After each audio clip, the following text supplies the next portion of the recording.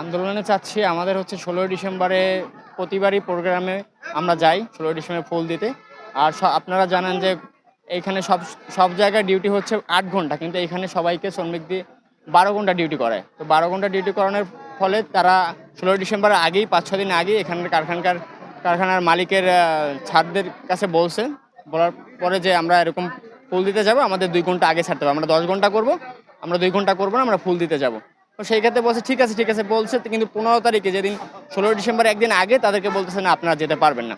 তারপরে শ্রমিকরা গেছে, যাওয়ার পরে হচ্ছে এখানকার 2 জন নেতাকে বলছে যে আপনাদের চাকরি থাকবে না। তারপর হচ্ছে এটা নিয়ে কোর্টে কথাবার্তা হওয়ার পরও বলছে যে ঠিক আছে এটা নিয়ে আর কোনো কথা হবে না, ফেরদার চাকরিতে আবার ঢুকানোর কথা বলছে আর কি, ঢুকায় নেয়। তারপরে এখন আবার বলে যে ঢাকা থেকে আসছে যে এখানে চাকরিতে নেওয়া যাবে না। এই বিষয়টা আলোচনা হয়েছে। হ্যাঁ হ্যাঁ, কি রায় দিছে? রায়টা দিয়েছিল যে আপনারা সবাই ডিউটিতে ঢুকে যান, আর যে 2 জন বহিষ্কার হয়েছে তারাও ডিউটিতে ঢুকে যান। কিন্তু হচ্ছে তারপরও মালিক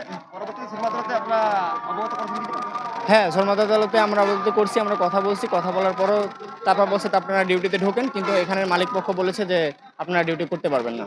এইখানে আজকেও মালিক পক্ষের লোকজন আসছে, কথা বলছে, কিন্তু তারা কোনো ভালো সুষ্ঠু কোনো কথা বলতে পারে নাই, রায় দিতে পারে নাই। আমরা এখানে যদি সকাল থেকে আমরা আন্দোলন করতেছি, যদি তারপরও কোনো সলিউশন না আসে তাহলে আমরা পরবর্তী পদক্ষেপ নিব এবং আমরা আন্দোলন আমাদের চালাই যাব। পদক্ষেপগুলো আমরা তো গেটের মধ্যে থাকবো এবং তারপরও যদি না মানে তাহলে আমরা রাস্তা অবরোধ করার কর্মসূচি নিব আর কি। সেকশনগুলো সবই বন্ধ এখন।